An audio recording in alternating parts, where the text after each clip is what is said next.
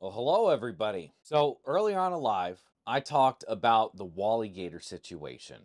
Now, as we get deeper and deeper into the weeds on this, there are a lot of holes in Henny's story, who is Wally's owner, that don't add up. Now, why am I saying this stuff?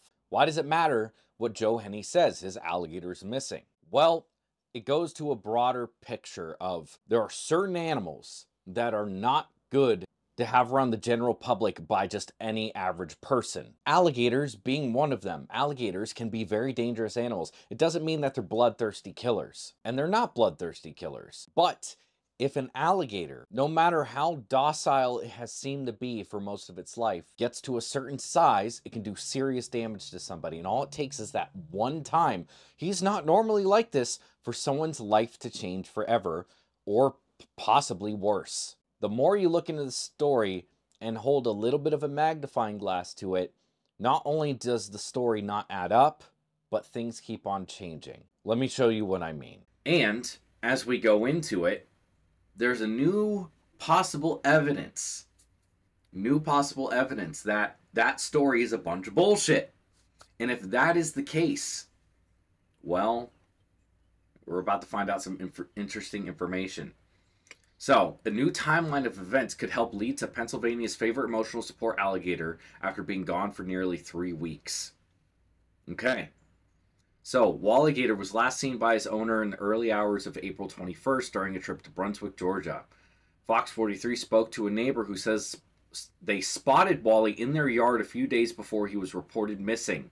Due to the privacy concerns, the neighbor asked to reveal their identity. Here's the timeline of events according to the neighbor. Now, this is not 100%, but just listen to this. The neighbor heard about a gator moving through nearby backyards while at church that morning. After arriving home around noon, the neighbor found a gator on their property and 2 fence slats pushed through. The neighbor called their local non-emergency police, but was referred to the Department of Natural Resources DNR and was put in touch with a permitted trapper. While waiting for the trapper to arrive, the neighbor and another person secured the gator in a truck, giving it food and water. After several hours of waiting, the other person contacted the trapper and arranged to meet at a local gas station. The trapper secured the gator at the gas station, telling them it would be relocated to an undisclosed location and not euthanized. The Fox 43 team received a statement from the DNR confirming a trapper did respond to a gator nuisance call that day, but did not confirm if Wally was the gator removed. DNR also said it is illegal in Georgia for non-licensed or permitted people to hold gators in captivity. The licenses are not issued to have non-native wildlife as pets. The neighbor says that to have native wildlife as pets, excuse me. The neighbor said they told Wally's owner, Joey Henny, about what happened once they learned of Wally's disappearance. Wally was then reported missing to Facebook followers on April 28th. It's still not confirmed whether Wally escaped or was removed from his pen. When asked to comment, Henny declined under the advisement of his attorney, but said he would publicly comment again in the future. Okay. So, from just what I'm seeing here, instead of somebody coming and stealing, nonsense, come on, exactly. So instead of somebody, like in this right here, it says Wally was stolen by some jerk who likes to drop alligators off into someone's yard to terrorize them. There was another post I saw that, there's a bunch back and forth. He said somebody heard that somebody was talking about it and like bragging that he was stolen. So this is what the owner says. So Wally was stolen by some jerk who likes to drop alligators off into someone else's yard to terrorize them. The Wally Gator account posted the following day. But then we got a notice. I got friends in California that are helping me out here, and she has a friend that's in Brunswick, and her friend got a hold of her, which this friend works she's a bartender, and Here we Apparently, go. this guy around 30 years old was in there bragging how he stole Wally. Every Mexican I have ever known drives and has no license. Well, laws are different in different places. You know how many dummies I see on the road that probably shouldn't be driving? You know, 90-year-old women or men, whatever, 90-year-olds holding the steering wheel like this because they can't see and driving 20 miles an hour down the road. That's not a good thing. That is not something to be proud of. And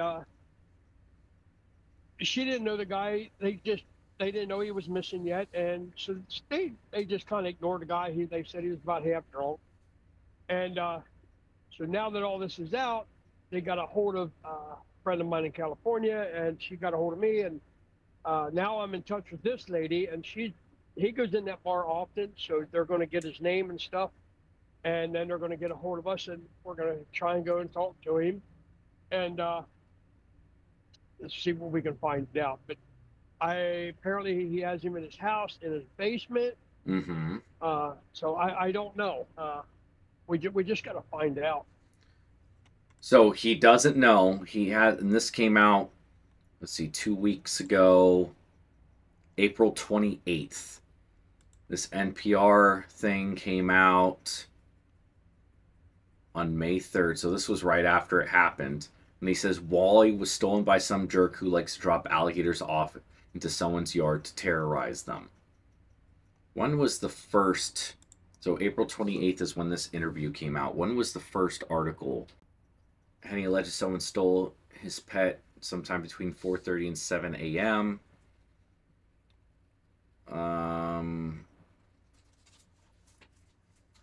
Stole Wally to terrorize residents.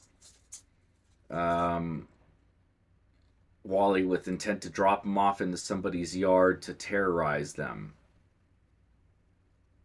So, let's see. This whole ordeal has been such a weird, upsetting, and fascinating rabbit hole that keeps getting deeper. Yes, it is getting very deep. So the next day, he said that he mentions the guy who stole him to terrorize other people. The next day after this interview right here that's going on. So from one day to the next, he's keeping him in his basement to he's stole him to terrorize other people. Have you made any I guess sort that can of happen. reports to Brunswick police or any local law enforcement just alleging like, hey, we might have an idea where he's at? Yes. Well, no, we didn't tell them that yet. We did say something to them before. We didn't make a report because I'm afraid of getting in trouble. Oh. I just found out I need a permit. You just found out you need a permit. Or you just found out because, or you're pretending you just found out, oh my, I didn't know I needed a permit to take him down here to a different state halfway down the course of the country. Like, no. Bull.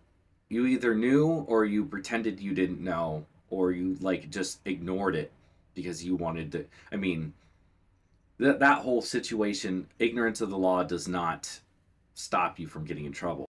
It had been a good night. When he returned pre-darkness, we checked on Wally while he was lounging in the water. The gate security said everything seemed all right.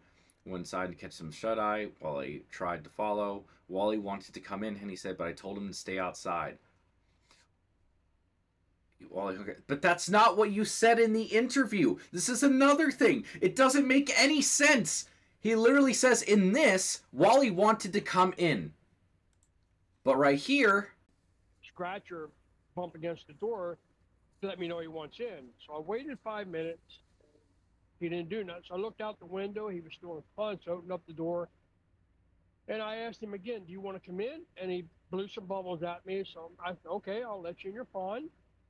And so I went in and I was asleep. So he said in this, Wally wanted to come in, and he said, but I told him to stay outside. That's not what you said in the interview the day after, or the couple days after it happened when you had this interview.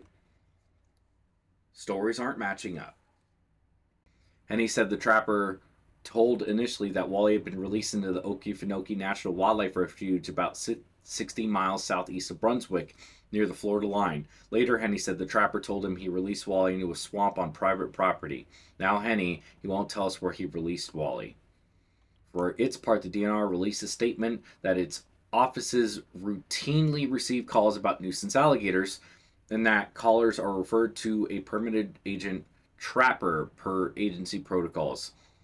The statement continues, our offices have confirmed that the permitted trapper responded to the nuisance alligator call in Brunswick, Georgia on 4/21/2024 and has secured an alligator on their property. This alligator was later released in a remote location. The agent's trapper's handling of nuisance alligators was appropriate and routine. Here's another one. Wait. Hello, everyone. I'm here to advocate for Wally. For those who don't know what is happening, Wally was taken.